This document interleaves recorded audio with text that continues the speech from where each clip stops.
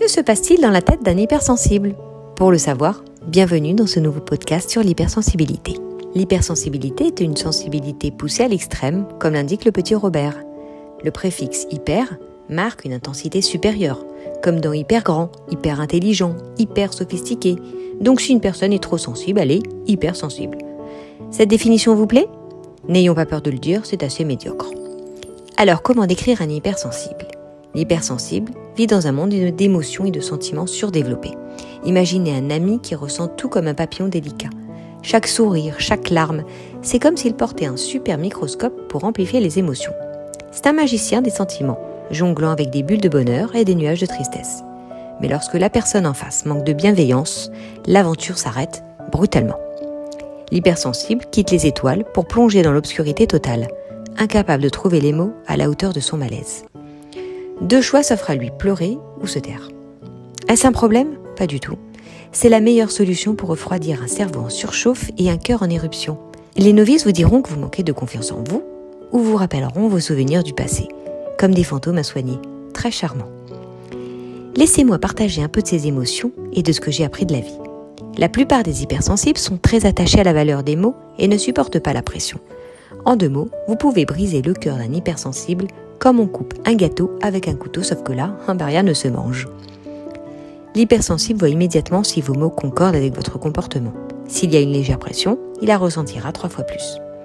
En réalité, ils ne sont pas hypersensibles, ils sont en alerte constante. Ils détectent le moindre clignement de cils, votre posture, un soupir, tout passe au rayon X. Mais un hypersensible peut-il parler méchamment ? La réponse est non. Un hypersensible ne parle pas méchamment de façon volontaire.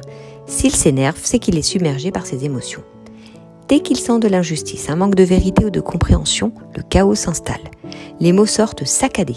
Un brouillard envahit le cerveau. La gorge se noue. L'hypersensible se retrouve muet et très seul. À ce stade, on n'entend plus, je pense. Il est comme perdu en plein océan, cherchant une bouée. La bouée, c'est la personne en face, le calme et les compliments sincères qui lui permettent de garder la tête hors de l'eau. Une touche d'humour apaisera le tout pour qu'il se sente à nouveau rassuré et épaulé. Il faut comprendre qu'un hypersensible pense différemment. La plupart des problèmes de communication surviennent car nous n'acceptons pas que nos cerveaux et réactions sont différents. La plupart des gens ne comprennent pas bien les hypersensibles. On les juge à tort. Trop dépendants, gâtés, peureux, râleurs. On les qualifie de méchants et durs. Tout le contraire d'un hypersensible.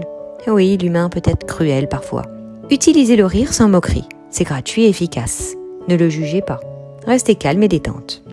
L'hypersensible souffre de la perte des valeurs dans le monde, aspirant à un repos de l'âme et une union avec le divin.